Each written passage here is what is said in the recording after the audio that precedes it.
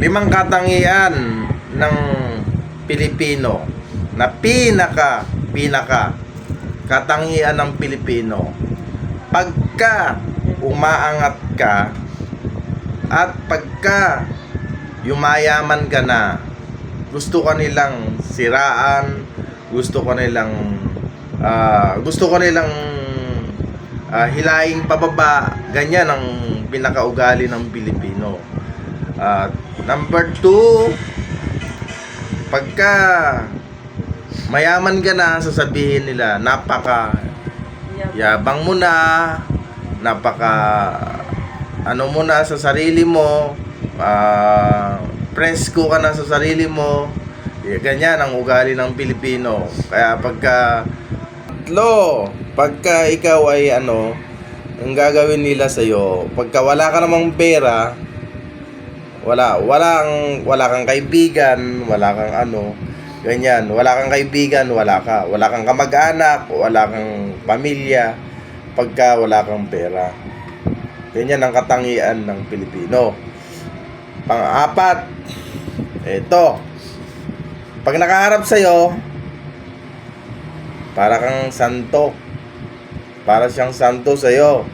Pero ang totoo doon, hindi. Ang niya, plastic, parang oro kan. Panglima,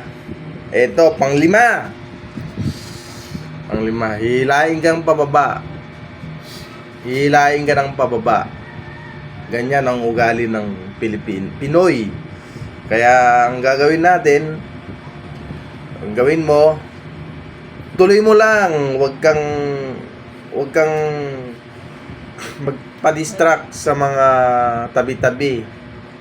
Kung ano yung plano mo, kung ano yung magandang hangarin mo sa buhay, tuloy mo lang. Kasi yan ang totoo dyan. Hindi ka nila tutulungan, sarili mo pa rin ang tutulong sa iyo. Unang-una sa itaas, siyempre. At pangalawa, ang sarili mo. Wala nang tutulong sa iyo kundi ang sarili mo. Yan ang pinakamagandang gawin mo. Kaya ganun lang, tuloy mo lang. Huwag kang maghimagot sa sarili mo. Gawin mo yung tama. Gawin mo yung nakakabuti sa iyo. Pag mayaman ka na, doon ka tumulong sa mga nangangailangan. Yan ang magandang gawin mo. At salamat mga kaibigan sa follow nyo.